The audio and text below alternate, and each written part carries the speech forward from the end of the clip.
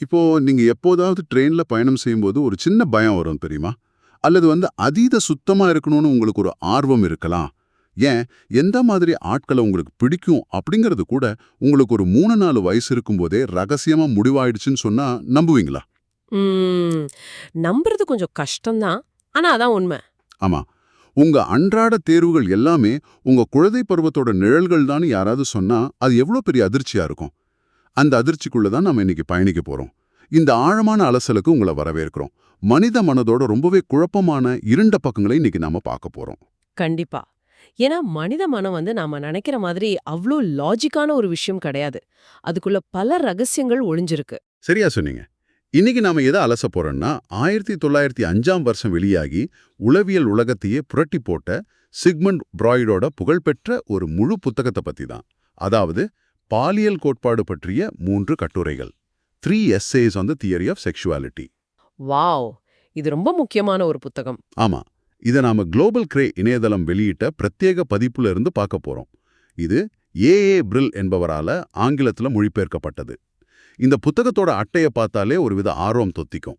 தியோ வான்டோஸ்பர்க் வரைஞ்ச heroic move அப்படிங்கிற ஒரு அருமையான கலைப்படைப்பும் தீவிரமா புத்தகம் படிக்கிற ஒருத்தரோட உருவமும் அதுல இருக்கு. பாத்தீங்கன்னா, அந்த அட்டப்படமே ஒரு குறியீடு தான்.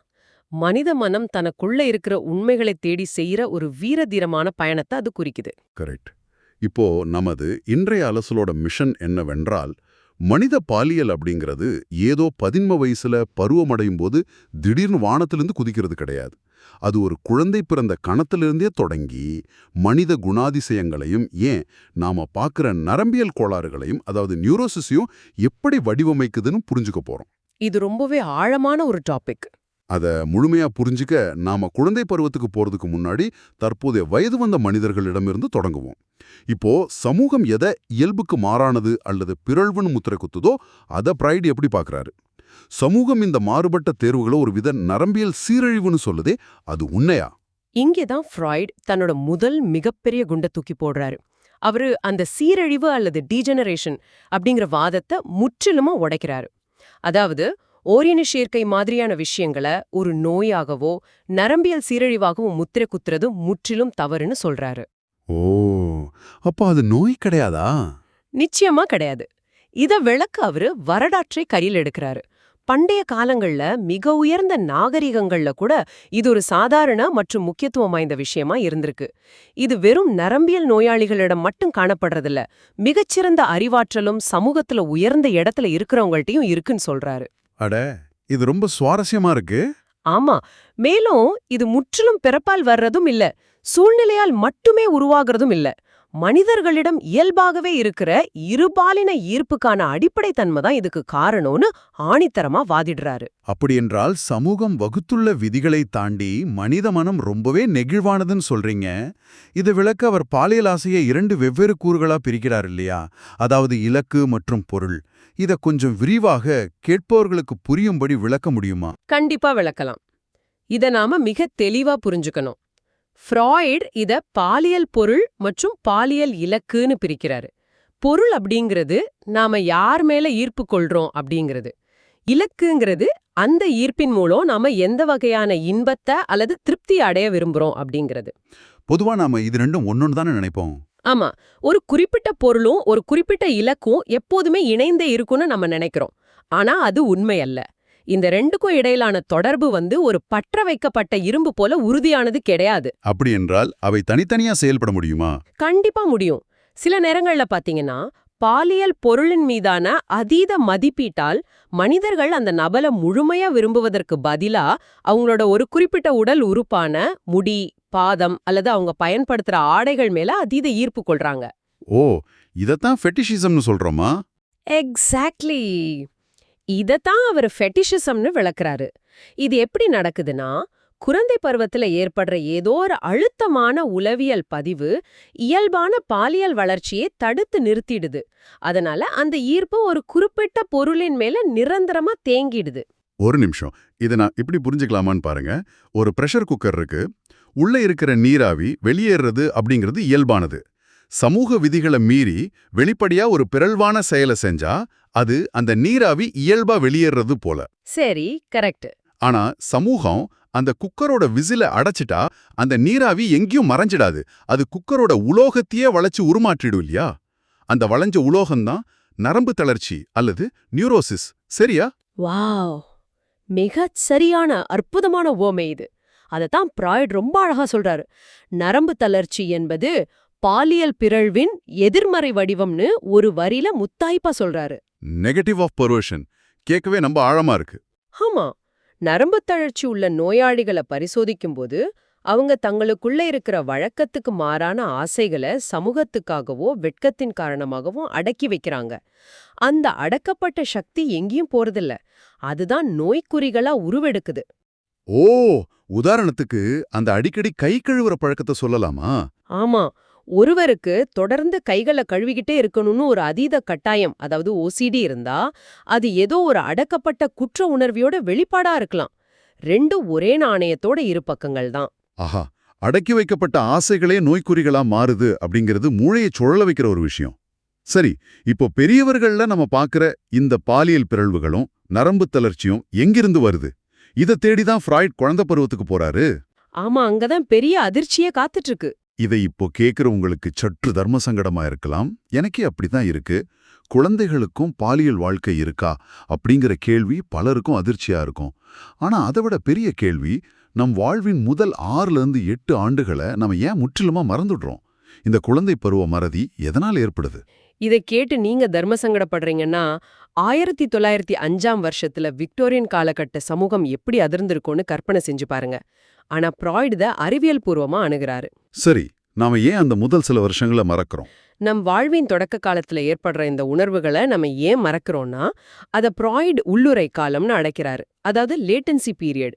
3 to 5 வயசுக்கு பிறகு குழந்தைகளோட பாலியல் உணர்வுகள் தற்காலிகமா ஒரு உறக்க நிலைக்கு செல்லுது. ஓ, அந்த நேரத்துல என்ன நடக்குது? இந்த காலகட்டத்துல தான் சமூகம் மற்றும் வளர்ப்பின் காரணமா அருவருப்பு, வெக்கம், ஒழுக்கம் ஆகிய உணர்வுகள் அணிகளை போல கட்டப்படுது. அந்த அணைகள் எப்படி செயல்படுது? அந்த ஆற்றல் என்னவாகுது? குழந்தைகளோட அந்த ஆரம்பகால பாலியல் உந்துதல்கள் வேறு ஆக்கப்பூர்வமான செயல்களா மடைமாற்றம் செய்யப்படுது. அதாவது சப்ளிமேஷன். உதாரணமா, மண்ணுல அல்லது அசுத்தமான பொருட்கள்ல விளையாட விரும்புற ஒரு குழந்தையோட ஆசைய சமூகம் சி அழுக்குன்னு சொல்லி அடக்குது. ஆமா, எல்லா வீட்லயும் நடக்கிறது தான் இது. அந்த அடக்கப்பட்ட ஆசை பின்னாடி களிமண் சிற்பங்களை உருவாக்குறதுலயோ அல்லது எதையும் மிக துல்லியமா சுத்தமா அடுக்கி வைக்கிற ஒரு வேலைப்பாட்டிலையும் மடைமாற்றம் செய்யப்படலாம். கலை, படிப்பு, அறிவியல்னு மனித நாகரிகத்தின் பல மாபெரும் சாதனைகளே இப்படி மடைமாற்றம் செய்யப்பட்ட பாலியல் ஆற்றல் தான்னு பிரைட் சொல்றாரு. அப்போ அந்த வெட்கம் தோன்றதுக்கு முந்தைய காலகட்டத்தை நம் மனம் ஒரு தற்காப்புக்காகவே மறந்துடுது. அதுதான் குழந்தை பருவ மறதி இல்லையா? எக்ஸாக்ட்லி, அதேதான். அப்படி என்றால் அந்த முதல் சில வருஷங்கள்ல குழந்தைகள் என்ன மாதிரியான இன்பத்தை தேடுறாங்க? உதாரணத்துக்கு, குழந்தை தன் கட்டை விரலை சூப்புறது வெறும் பசியால் இல்லைன்னு பிராய்ட் சொல்றது எனக்கு ரொம்ப ஆச்சரியமா இருக்கு. பசிச்சா குழந்தை விரல சூப்ப போது, இதுல என்ன பாலியல் உந்துதல் இருக்கு? பாக்குறதுக்கு அப்படிதான் தோணும். தாய்ப்பால் குடிக்கிறது பசிக்காக இருக்கலாம். ஆனா வயிறு நிறைஞ்ச பிறகு தூங்கும் போதும் குழந்தை தன் கட்டை விரலை சூப்பி இன்பம் காணுது. இத பிராய்ட் ஆட்டோ எரோட்டிக்னு சொல்றாரு. ஆட்டோ எரோட்டிக்னா தனக்குத்தானே இன்பம் தேடிக்கிறதா? ஆமா, வெளி உலகத்தோட துணை இல்லாம தனக்குத்தானே இன்பம் தேடிக்கொள்ளும் ஒரு செயல்பாடு. இங்க குழந்தையோட வாய்ப்பகுதி ஒரு இன்ப மண்டலமா செயல்படுது. உதடுகளின் மூலம் கிடைக்கிற அந்த மிதமான தூண்டுதல் குழந்தைக்கு ஒரு அமைதியையும் இன்பத்தையும் தருது. இது மட்டும் இல்லாம கழிப்பறையில குழந்தைகள் மலம் கழிப்பதை தாமதப்படுத்துறத பார்த்திருப்பீங்க. பல பெற்றோர்கள் இத பார்த்து குழந்தைக்கு மலச்சிக்கல்னு பயப்படுவாங்க, அல்லது குழந்தை வேணும்னே அடம் பிடிக்குதுன்னு கோவப்படுவாங்க. இதை எப்படி பாலியல் தேடலோடு இணைக்கிறாரு? பிராய்ட் என்ன சொல்றாருன்னா, மலம் கழிப்பதை தாமதப்படுத்துறதன் மூலம் ஆசனவாய் பகுதியில ஏற்படுற ஒருவித அழுத்தத்தை குழந்தைங்க இன்பமா உணர்றாங்கன்னு சொல்றாரு. அது அவங்களோட கட்டுப்பாட்டுல இருக்கிற ஒரு விஷயம். இதனாலதான் குழந்தைங்கள பிராய்ட் பன்முக பிறழ்வு தன்மை கொண்டவர்கள்னு சொல்றாரு. பாலிமார்பஸ் பெர்வர்ஸ் வார்த்தையே ரொம்ப அழுத்தமா இருக்கு. ஆமா, ஏன்னா ஆரம்பத்துல அவங்களுக்கு வெட்கமோ கழிவிறக்கமோ இது சரி இது தவறு அப்படிங்கிற சமூக விதிகளோ இருக்காது. எனவே இயல்பாகவே அவங்க பெரியவர்கள் பிறழ்வுன்னு சொல்ற அனைத்து வகையான ஆசைகளையும் தங்களுக்குள் வச்சிருக்காங்க. அப்போ ஒரு குறிப்பிட்ட உறுப்புன்னு இல்லாம உடம்பு முழுசும் இன்பம் தேடுறாங்களா? ஆமா, எந்த ஒரு குறிப்பிட்ட உறுப்பிலும் குவியாமல் உடல் முழுவதும் அவங்களுக்கு இன்பத்தை கொடுக்கும் மையமா இருக்கு. இத கேட்கும்போதே நம்மள பத்தின நமது பிம்பம் உடையுது. சரி, இப்படி தங்களுக்கு தாங்களே இன்பம் தேடுற குழந்தைங்க கொஞ்சம் வளரும்போது வெளி உலகத்தையும் தாங்கள் எப்படி பிறந்தோம் அப்படிங்கறதையும் எப்படி புரிஞ்சுக்கிறாங்க? இத நினைச்சா எனக்கு அந்த ஸ்பிங்ஸோட புதிர் தான் நினைவுக்கு வருது. ஆமா, அது ரொம்ப முக்கியமான கட்டம். குழந்தைங்க எங்கிருந்து வராங்க அப்படிங்கிற பிரம்மாண்டமான கேள்வியை குழந்தைகள் எப்படி எதிர்கொள்றாங்க? அவங்க கற்பனை செய்யற சித்தாந்தங்கள் என்னவா இருக்கும்? குழந்தைங்க இந்த கேள்விய மிக தீவிரமா அணுகுறாங்க. அவங்க தங்களை சுத்தி நடப்பத பார்த்து சில வேடிக்கையான ஆனா லாஜிக்கான தியரிய உருவாக்குறாங்க. குழந்தை பிறப்புங்கிறது வாய் வழியாகவோ அல்லது மலம் கழிக்கும் வழியிலோ நடக்குதுன்னு நம்புறாங்க. ஓ, ஏன்னா அவங்களுக்கு தெரிஞ்சதெல்லாம் சாப்பிட்றதும் பாத்ரூம் போறதும் தானே. சரியா சொன்னீங்க. அந்த வயசுல அவங்களுக்கு தெரிஞ்ச உடல் செயல்பாடுகள் உணவு உண்வதும் கழிவுகளை வெளியேற்றுவதும் மட்டுமே. இத மனித பாலியல் வளர்ச்சியோட முந்தைய கட்டங்களா ஃப்ராய்டு பிரிக்கிறாரு. வாய்வழி பருவம் மற்றும் சாடிஸ்டிக் ஆசன வாய்ப்பருவம். சாடிஸ்டிக் என்றால்? மற்றவங்கள துன்புறுத்தி இன்பம் காண்பது. குழந்தைகளிடம் அந்த குரூரம் எப்படி வெளிப்படுது? குழந்தைகளிடம் இரக்க குணம் முழுமையா உருவாகிறதுக்கு முன்னாடி அவங்க கிட்ட ஒரு வித குரூரம் இருக்கிறத காண முடியும். சின்னஞ்சிறு பூச்சிகளை நசுக்கிறது, செல்ல பிராணிகளை துன்புறுத்துறது மாதிரியான செயல்கள். இது அவங்களோட ஆதிக்க உணர்வோடு தொடர்புடையது. நான் ரொம்ப ஸ்ட்ராங் ஆனவன்னு காட்டிக்கிறதா? ஆமா, நான் இதை விட வலிமையானவன்னு நிரூபிக்கிற இந்த ஆதிக்க உணர்வு தான் பிற்காலத்துல பாலியல் உந்துதலின் ஒரு பகுதியா மாறுதுன்னு ஃப்ரைட் சொல்றாரு. சரி, இதெல்லாம் கூட ஏத்துக்க முடியுது. ஆனா ஆண் பெண் இருவருக்கும் ஒரே மாதிரியான பிறப்புறுப்புகள் இருப்பதாகவே குழந்தைகள் முதல்ல நம்புறாங்கனோ, அதன் பிறகு காஸ்ட்ரேஷன் காம்ப்ளெக்ஸ் அப்படிங்கிற அச்சம் தோன்றுதுன்னு அவர் சொல்றது. ஒரு நிமிஷம் பொறுங்க. சொல்லுங்க. ஒரு 4 வயசு குழந்தை 2 வெவ்வேறு உடலமைப்பை பார்க்கும்போது உடனே ஏதோ தப்பு செஞ்சதால ஒருத்தருக்கு அந்த உறுப்பை வெட்டிட்டாங்கன்னு நினைக்கணும் ஃப்ராய்டு சொல்றது எனக்கு சுத்தமா உடன்பாடு இல்லை.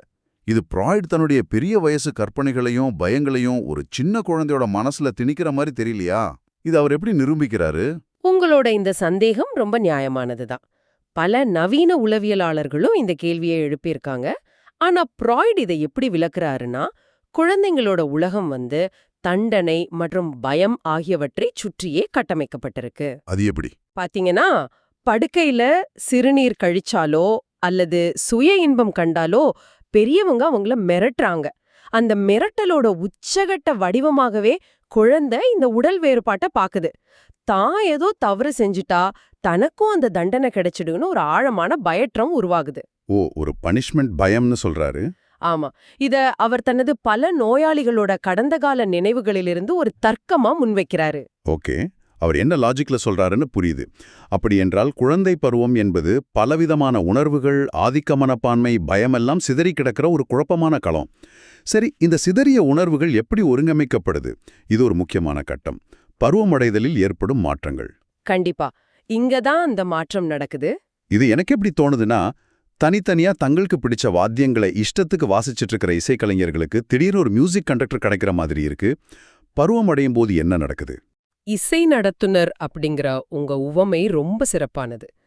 குழந்தை பருவத்துல உடலோட பல பகுதிகள்ல சிதறி கிடந்த இன்பத்தேடல் பருவமடையும் போது இனப்பெருக்கம் அப்படிங்கிற ஒற்றை இலக்க நோக்கி ஒருங்கிணைக்கப்படுது. இத ஜெனிட்டல் பிரைமசின்னு அழைக்கிறாங்க. இங்கே ஏதோ முன் இன்பம் இறுதி இன்பம்னு பிரிக்கிறார் இல்லையா? ஆமா, இங்கே ஃப்ராய்டு 2 வகையான இன்பங்களை பத்தி பேசுறாரு. முன் இன்பம் மற்றும் இறுதி இன்பம். தொடுதல், பார்த்தல் போன்றவற்றால் கிடைக்கிற இன்பம் முன் இன்பம். இது ஒரு தூண்டுதலா இருந்து இறுதி இன்பத்தை நோக்கி மனிதனை நகர்த்தணும். அதுதான் இயற்கையோட விதி. ஒருவேளை அந்த முன் இன்பத்திலே நின்னுட்டா? அதான் சிக்கல். யாராவது ஒருவர் இந்த முன் இன்பத்திலேயே முழுமையா தேங்கிவிட்டால், இறுதி இலக்கை நோக்கி போகாம அதிலே திருப்தி அடைஞ்சா அது ஒரு பாலியல் பிழழ்வா மாறிடும் அபாயம் இருக்கு. இதை தாண்டி இன்னொரு அதிர்ச்சியான விஷயமும் இருக்கு. அதிர்ச்சியான விஷயமா? அது என்ன? ஏற்படுற பயமும் ரயிலில் பயணம் செய்யும் போது ஏற்படுற அந்த தொடர்ச்சியான இயந்திரத்தனமான குழுக்கள் குழந்தைகளுக்கு ஒருவித பாலியல் தூண்டுதலையும் இன்பத்தையும் தருதுன்னு ஃப்ராய்ட் சொல்றாரு. வாவ், ட்ரெயின் குழுக்களா? நம்பவே முடியலையே. ஆமா, ஆனா அவங்க வளரும்போது சமூகம் விதிக்கிற கட்டுப்பாடுகளால அந்த இன்ப உணர்வு அடக்கப்படும்போது அடக்கப்பட்ட அந்த ஆற்றல் பின்னாடி நேர்மாறா மாறி ரயில் பயணத்தின் மீதான பயமா அல்லது பதற்றமா அதாவது ரெயில் ரோட் ஃபோபியாவா உருவெடுக்குது. அந்த அதிர்வுகள் மூளையில பதியப்பட்டு பின்னாடி பயமா மாறுது. நாம அனுபவிக்கிற எத்தனையோ சாதாரண பயங்களுக்கு பின்னால இப்படி ஒரு அடக்கப்பட்ட இன்பம் இருக்க முடியும் அப்படிங்கறது சிந்திக்க வைக்குது. சரி, பருவமடையும் போது ஆண்களை விட பெண்களுக்கு அதிக உளவியல் சிக்கல்கள் இருக்குன்னு ஃப்ராய்ட் சொல்றாரே. ஆமா, பிராய்டோட கருத்துப்படி பருவமடையும் போது பெண்களுக்கு மட்டும் ஒரு பிரத்யேகமான மாற்றம் நிகழுது. குழந்தை பருவத்துல சிறுமிகளுக்கு கிளிட்டோரிஸ்லேருந்து இன்பம் கிடைக்குது. ஆனா பருவமடையும் போது அது பிறப்புறுப்புக்கு மாற வேண்டும். சரி, இதனால என்ன சிக்கல் வருது? இந்த மாற்றத்தின் போது பெண்கள் தங்களின் பழைய இன்ப மையத்தை முற்றிலுமாக அடக்க வேண்டியிருக்கு. இந்த புதிய அடக்குமுறைகள் காரணமாகவே பெண்கள் ஆண்களை விட அதிகமா நரம்பு தளர்ச்சிக்கு அல்லது ஹிஸ்டீரியாவுக்கு ஆளாகுறாங்கன்னு பிராய்ட் வாதிடுறாரு. என்னை மன்னிக்கவும், நான் இங்கே குறுக்கிடணும். இது கேட்கறதுக்கே ரொம்ப ஒரு தரபட்சமா இருக்கே. இது 1905ஆம் வருஷத்துல ஆண் ஆதிக்கம் செலுத்தின ஒரு மருத்துவ உலகத்தோட பார்வையா பெண்களின் உணர்வுகளை அடக்குவதற்கான ஒரு சாக்கா தெரியலையா? இதற்கும் அறிவியலுக்கும் சம்பந்தமா இருக்கிற மாதிரி எனக்கு தெரியல. உங்களோட கோபத்தை புரிஞ்சுக்க முடியுது. நவீன மருத்துவமும் பெண்ணியவியலாளர்களும் இந்த குறிப்பிட்ட கருத்தை மிக கடுமையா விமர்சிச்சிருக்காங்க. ஆனா நாம பிராய்டோட வாதத்தை நடுநிலையா பார்க்கணும். அவர் என்ன சொல்றாருன்னா, சொல்லுங்க. பெண்களோட குழந்தை பருவ பாலியல் உணர்வுகள் பெரும்பாலும் ஆண்பால் தன்மையை கொண்டிருக்கு. பருவம் அடையும் போது சமூகம் அவங்கள ஒரு பெண்பால் சட்டகத்துக்குள்ள திணிக்கும்போது அவங்க தங்கள் இயல்பான ஒரு பகுதியை வலுக்கட்டாயமா அடக்க வேண்டி இருக்கு. ஓ, அந்த அடக்குமுறைய பத்தி பேசுறாரா? ஆமா, அந்த அடக்குமுறை தான் நோயாக மாறுதுன்னு அவர் விளக்குறாரு. அவர் அந்த அடக்குமுறையை நியாயப்படுத்தல, அதோட விளைவையே பதிவு செய்றாரு. ஓ, அவர் அந்த சமூக திணிப்பால் ஏற்படுற விளைவைத்தான் ஹிஸ்டீரியான்னு சொல்றாரு. சரி, அது நியாயமான வாதம்தான். இப்போ நாம இறுதி பகுதிக்கு வருவோம். பாலியல் இலக்கு முடிவான பிறகு நாம எப்படி நமக்கான துணையை தேர்ந்தெடுக்கிறோம்? உலகத்துல இத்தனை கோடி பேர் இருக்கும்போது நாம ஏன் ஒரு குறிப்பிட்ட நபரை மட்டும் தேடி போறோம்? இதற்கும் நமது குழந்தை பருவத்திற்கும் என்ன தொடர்பு? இத புரிஞ்சுக்க ஃப்ராய்டோட புகழ்பெற்ற ஒரு கூற்ற நாம நினைவில் கொள்ளணும். பொருளை கண்டுபிடிப்பது என்பது உண்மையில் தொலைத்ததை மீண்டும் கண்டுபிடிப்பதே. அதாவது ஆப்ஜெக்ட் ஃபைண்டிங் இஸ் அ ரீஃபைண்டிங். தொலைத்ததை மீண்டும் கண்டுபிடிப்பதா? எதை தொலைத்தோம்? மனிதன் தன் வாழ்வில் தேடுற அந்த முதல் பாலியல் பொருள் அவனுக்கு பாலூட்டிய தாயின் மார்பகமே. கொஞ்சம் அதிர்ச்சியா இருந்தாலும் யோசிச்சு பார்த்தால், நாம குழந்தையா இருந்தபோது நமக்கு உணவளித்து முழுமையான பாதுகாப்பையும் அரவணைப்பையும் தந்த அந்த உணர்வைத்தான் நாம மீண்டும் தேடுறோமா? ஆமா, 15 வயசுல நாம தேர்ந்தெடுக்கிற முதல் காதல் பெரும்பாலும் அறியாமலேயே நம் பெற்றோர் அல்லது அவர்களைப் போன்ற அதிகாரம் கொண்டவர்களோட சாயல்ல தான் இருக்கும். நமது மூளை அந்த பழைய பாதுகாப்ப தேடுது. இது ரொம்ப ஆழமான ஒரு உளவியல் உண்மை. ஆனா பாத்தீங்கன்னா, மனித குலம் தனது சமூக அமைப்பை காக்கிறதுக்காக அகமணத்தடை அப்படிங்கிற ஒரு கடுமையான ஒழுக்கத்தை கட்டமைச்சிருக்கு. அகமண தடை என்றால் குடும்பத்துக்குள்ளே உறவு வச்சுக்கிறது தடுப்பது, சரிதானே? சரியா சொன்னீங்க. அப்படி ஒரு தடை இல்லாவிட்டால் மனித சமுதாயம் விரிவடையாது. எனவே அதிகாரப்பூர்வமா அந்த உறவுகளை தடுத்து சமூகத்தை பெருக்கிறதுக்காக நம்ம வேற நபர்களை தேடி போறோம். ஆனா தேடுற விஷயம் ஒண்ணுதான் இல்லையா? கண்டிப்பா. அந்த புதிய நபர்களிடம் நாம தேடுவது என்னவோ நம் குழந்தை பருவத்துல பெற்றோர் தந்த அந்த அன்போட சாயலத்தான். கேக்குறதுக்கே பிரமிப்பா இருக்கு. நம்முடைய முழு வாழ்க்கையுமே ஒரு வட்டத்துக்குள்ள சுழல்றது போல தோணுது. இந்த விரிவான அலசல்ல நாம மனித மனதோட இருண்ட மற்றும் சிக்கலான பல அடுக்குகளை தாண்டி வந்திருக்கோம். நாம தினசரி எடுக்கிற பல பகுத்தறிவு பூர்வமான முடிவுகளும் நம்முடைய குணாதிசயங்களும் நாம தேடுற காதலும் உண்மையில் நம் குழந்தை பருவத்துல அடக்கி வச்ச ஆசைகளோட மடைமாற்றம் தானா? நாம இன்னமும் நம்ம கடந்த காலத்தை தேடிதான் ஓடிக்கிட்டு இருக்கோமா? சிந்தித்து பாருங்க. இவ்வளவு நேரம் கேட்டதுக்கு ரொம்ப நன்றி. இந்த Tamil voice reads channel monetisation இல்லாம தான் நடக்குது. இந்த ஆடியோ புத்தகம் உங்களுக்கு பயன் தருது என்று நினைத்தால் இந்த முயற்சி தொடர்ந்து போக உங்க ஆதரவு மிகவும் உதவும். என்னுடைய இந்த முயற்சிக்கு நன்கொடை அளிக்க விருப்பம் இருந்தால் டிஸ்கிரிப்ஷன்ல கொடுக்கப்பட்டுள்ள UPI ID மூலம் வழங்கலாம். உங்களால முடிந்த அளவு போதும். சிறிய ஆதரவும் பெரிய உதவிதான். இந்த வீடியோ உங்களுக்கு பயனுள்ளதாக இருந்தால் சப்ஸ்கிரைப் பண்ணுங்க, மற்றவர்களுக்கும் பகிர்ந்து கொள்ளுங்க. இந்த கருத்துக்கள் அவர்களுக்கும் தேவையாக இருக்கலாம். லைக் பண்ணுங்க, உங்க கருத்துக்களை கமெண்ட்ல பகிருங்க. மனப்பூர்வமான நன்றி. நன்றி.